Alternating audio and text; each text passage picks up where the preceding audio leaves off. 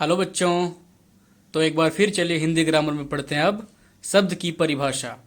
शब्द एक या अधिक वर्णों से बनी हुई स्वतंत्र सार्थक ध्वनि शब्द कहलाता है। जैसे एक वर्ण से निर्मित शब्द न, उसका मतलब नहीं, व का मतलब और।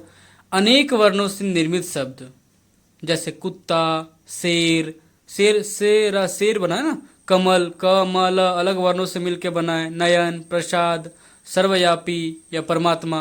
शब्द के भेद कितने होते हैं?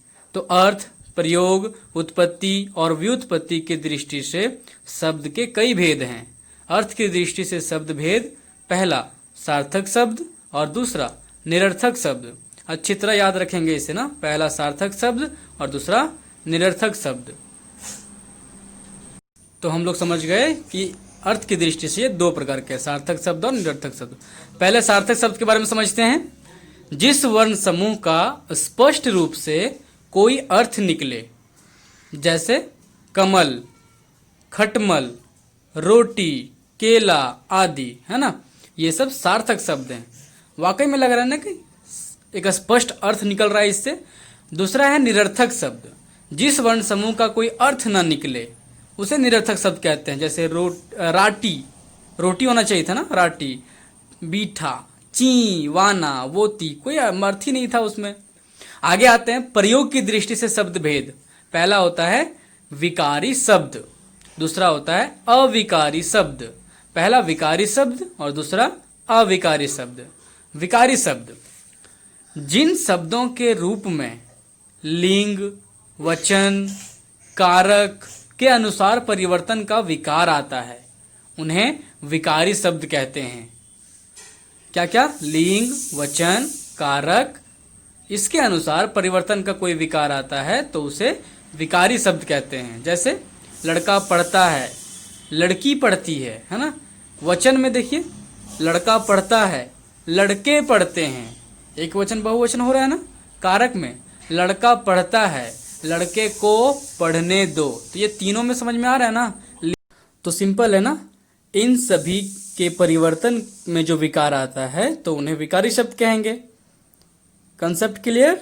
अब आगे बढ़ते हैं विकारी शब्द के बारे में, यानी उनके भी भेद होते हैं तो उन भेदों की भी चर्चा करेंगे। विकारी शब्द के कितने भेद होते हैं ये देखिए। विकारी शब्द 4 प्रकार के होते हैं। कौन कौन? पहला संज्ञा, जिसे हम नाउन भी कहते हैं। दूसरा सर्वनाम, जिसे हम प्रोनाउन भी कहते हैं। तीसरा विशेषण, जिसे एडजेक्टिव भी कहते हैं। और फोर्थ क्रिया, जिसे वर्ब कहते हैं।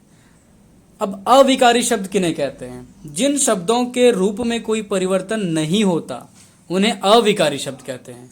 इसके भी 4 प्रकार हैं। क्रिया विशेषण एडवर्ब, संबंध बोधक प्रीपोजिशन, समुच्चय बोधक कंजक्शन, विस्मयादि बोधक इंटरजेक्शन।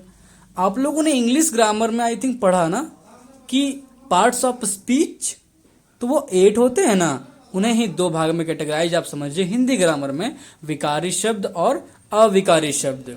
विकारी शब्द में वो 4 आए: नाउन, प्रोनाउन यानी संज्ञा, सर्वनाम, है ना, विशेषण और क्रिया। और अविकारी शब्द भी 4 प्रकार के हैं: क्रिया विशेषण, संबंध बोधक, समुच्चय बोधक और विस्मयादि बोधक। क्रिया विशेषण आप लोग जानते हैं, जब कोई क्रिया की विशेषता बतलाए वो शब्द क्रिया विशेषण होते हैं। संबंध बोधक प्रीपोजिशन, जिसमें संबंध स्थापित हो। जैसे हम कहते हैं कभी ना, किताब मेज पर रखी है, तो मेज पर रखी है किताब, तो किताब और मेज के बीच संबंध है। समुच्चय बोधक जानते हैं, कंजक्शन, जब में 2 चीजों को जोड़ने में काम आता है, जैसे राम और श्याम, है ना। विस्मयादि बोधक, जब हम लोग कुछ इंटरजेक्शन यूज करते हैं, जैसे कि हम लोग अचंभित होते हैं, आहा मैंने मैच जीत लिया, है ना, आहा वाव, ओह, तो ये सब विस्मयादि बोधक है। उत्पत्ति के दृष्टि से शब्द के भेद। तो उत्पत्ति के दृष्टि से शब्द के भेद कितने होते हैं ये बहुत ही इंपॉर्टेंट है। अक्सर एग्जामों में, कंपटीशन एग्जामों में भी आते हैं। अगर अभी तक लाइक और सब्सक्राइब नहीं किए जरूर करें। आगे बढ़ते हैं। तो उत्पत्ति की दृष्टि से शब्द के 4 भेद होते हैं। पहला तत्सम भेद शब्द, दूसरा तद्भव शब्द, और तीसरा देशज शब्द, और चौथा विदेशी शब्द। इसको रिमाइंड कर लें। पहला तत्सम शब्द, दूसरा तद्भव शब्द, तीसरा देशज शब्द और चौथा विदेशी शब्द। ट्रिक से पढ़ें। तत् देवी, तत् देवी, तत् मीन्स तत्सम तद्भव और देवी मीन्स दे फॉर देशज, वी फॉर विदेशी। है ना मजेदार ट्रिक? तो फिर लाइक करें और शेयर भी करें इसे, और अभी तक सब्सक्राइब नहीं करें तो कीजिए सब्सक्राइब ना। अब आते हैं पहले शब्द की ओर, तत्सम शब्द। संस्कृत भाषा के वे शब्द जो हिंदी में अपने वास्तविक रूप में प्रयुक्त होते हैं उन्हें तत्सम शब्द कहते हैं। दूसरा है तद्भव शब्द। ऐसे शब्द जो संस्कृत और प्राकृत से विकृत होकर हिंदी में आए हैं तद्भव कहलाते हैं। मतलब थोड़ा सा चेंजिंग इसमें होता है, संस्कृत में जैसा था वैसा रख दे तो तत्सम कहलाएगा, और जो थोड़ा सा उसको चेंजिंग कर दें तो तद्भव। जैसे एग्जाम्पल में देखिए, तत्सम आम्र का संस्कृत में आम्र था तो आम्र ही रह गया, लेकिन तद्भव क्या बना दिया गया उसको? आम। उष्ट्र का ऊंट। इसी तरह सारे एग्जाम्पल दिए गए हैं। जैसे चंचू का चोंच, त्वरित तत्सम में वही था त्वरित, लेकिन इसको तुरंत किया गया। आम्र आम समझ आ रहा है ना? उष्ट्र ऊंट, चंचू चोंच। आगे देखिए त्वरित तुरंत। त्वरित देखिए संस्कृत वही शब्द था। आगे देखिए सलाका सलाई। आगे नेक्स्ट पढ़ते हैं।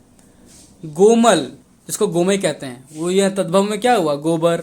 घोटक को घोड़ा, प्रयक को पलंग, भक्त का भात, और हरिद्रा का हल्दी या हरदी। तो ये से हमारे उसके दो प्रकार। आगे तीसरे आते हैं देशज शब्द। देश प्लस ज, तो मतलब क्या हुआ विद्यार्थियों? देश में जन्मा। जो शब्द देश के विभिन्न प्रदेशों मतलब विभिन्न राज्यों, विभिन्न क्षेत्रों में प्रचलित है, यानी कि आम बोलचाल की भाषा है, और वहां से वो हिंदी में आए हैं, उसे देशज शब्द कहते हैं। जैसे चिड़िया, कटरा, कटोरा, खिड़की, जूता, खिचड़ी, पगड़ी, लोटा, डिबिया, तेंदुआ, कटरा, अंटा, है ना? ये सब से जो शब्द हैं वो क्या हो जाएंगे? देशज शब्द। आगे आते हैं चौथे में, विदेशी शब्द किसे कहते हैं? तो सिंपल है, जो शब्द हिंदी भाषाओं में विदेशी भाषाओं से आए हैं उसे क्या कहेंगे? विदेशी शब्द कहते हैं। मतलब अपने देश की भाषाएं नहीं हैं, वैसे शब्द जो दूसरे देशों के भाषाओं से हिंदी भाषा में आए हैं उसे विदेशी शब्द कहते हैं। जैसे हॉस्पिटल, डॉक्टर, बुक, रेडियो, आराम, अफसोस, किनारा। ये सब देख रहे हैं ना, अलग अलग शब्द हैं। और डॉक्टर, डॉक्टर को आप लोग क्या इंग्लिश में इन्हें बोलते हैं? उसका हिंदी कुछ होता है? ये अंग्रेजी शब्द है ना डॉक्टर। आगे देखिए बुक। बुक मतलब किताब हम कहते हैं, बट वो इंग्लिश शब्द है। रेडियो, है ना? रेडियो आकाशवाणी के हम हजारीबाग केंद्र से बात कर रहे हैं, ऐसा सुने होंगे ना आप। आगे है आराम, ये भी विदेशी शब्द हैं। अफसोस, ये भी उर्दू लफ्ज़ है ना, उर्दू शब्द है, ये भी फारसी शब्द बोले इन्हीं को।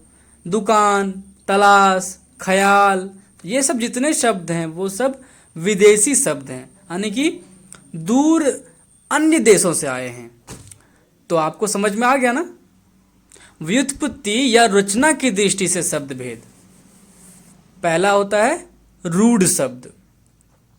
जो शब्द हमेशा किसी विशेष अर्थ को प्रकट करते हो, जैसे कल, पर, मतलब कोई विशेष अर्थ देते हो और जिनका खंडों का कोई अर्थ ही ना निकले, उन्हें रूढ़ शब्द कहते हैं।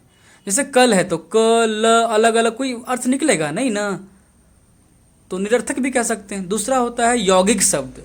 जो शब्द अन्य शब्दों के योग से बने हो तथा जिनके प्रत्येक खंड का कोई अर्थ हो, मतलब इसमें अर्थ होगा, उसे यौगिक शब्द कहेंगे।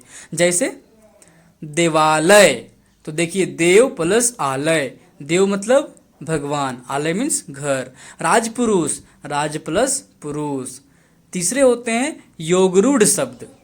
जो शब्द अन्य शब्दों के योग से बनते हो परंतु एक विशेष अर्थ के लिए जाने जाते हों, यानी प्रसिद्ध हों, उन्हें योगरूढ़ शब्द कहते हैं। जैसे में लंबोदर, तो लंबा है उदर जिसका, कौन है वो? गणेश जी। पंकज, दशानन, जलज। तो विद्यार्थियों अगले भाग में हम सीखेंगे वाक्य के बारे में, और उन्हें याद करने के स्पेशल ट्रिक्स मैं दूंगा जिनसे आपको समझ में आएगा। ये शब्द में तत् तत् देवी याद आया ना, ऐसे ही ट्रिक्स दूंगा। तो ऐसे ही मेरे वीडियो को देखने के लिए प्लीज़ लाइक करें, शेयर करें, और अभी तक अगर हमारे चैनल को सब्सक्राइब नहीं किए हैं तो प्लीज़ सब्सक्राइब करें।